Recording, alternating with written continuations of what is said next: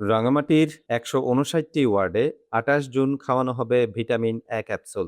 পার্বত্য জেলা রাঙামাটিতে আগামী ২৮ জুন রোববার জাতীয় ভিটামিন এ প্লাস ক্যাম্পেইন প্রথম রাউন্ড অনুষ্ঠিত হতে যাচ্ছে।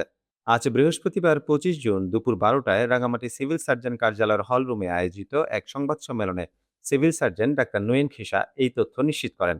সংবাদ সম্মেলনে সিভিল সার্জন জানান, ক্যাম্পেইন চলাকালীন ৬ থেকে ১১ মাস বয়সী শিশুদের একটি করে নীল রঙের ভিটামিন এ ক্যাপসুল এবং ১২ থেকে ৫৯ মাস বয়সী শিশুদের একটি করে উচ্চ ক্ষমতা সম্পন্ন লাল রঙের ভিটামিন এ ক্যাপসুল খাওয়ানো হবে।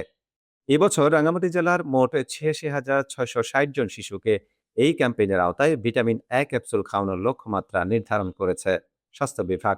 সিভিল সার্জন আরও জানান, নির্ধারিত দিনে জেলার ৫০টি ইউনিয়নের সর্বমোট ১৫৯টি ওয়ার্ডে একযোগে এই ভিটামিন এ প্লাস ক্যাম্পেইন পরিচালিত হবে। সংবাদ সম্মেলনের শুরুতে ভিটামিন এ প্লাস ক্যাম্পেইনের সার্বিক প্রস্তুতি ও গুরুত্ব তুলে ধরে একটি প্রজেক্টর প্রেজেন্টেশন উপস্থাপন করেন মেডিকেল অফিসার ডাক্তার প্রতীক সেন। স্বাস্থ্য বিভাগের পক্ষ থেকে ক্যাম্পেইনটি সফল করতে জেলাবাসীর সহযোগিতা কামনা করা হয়েছে।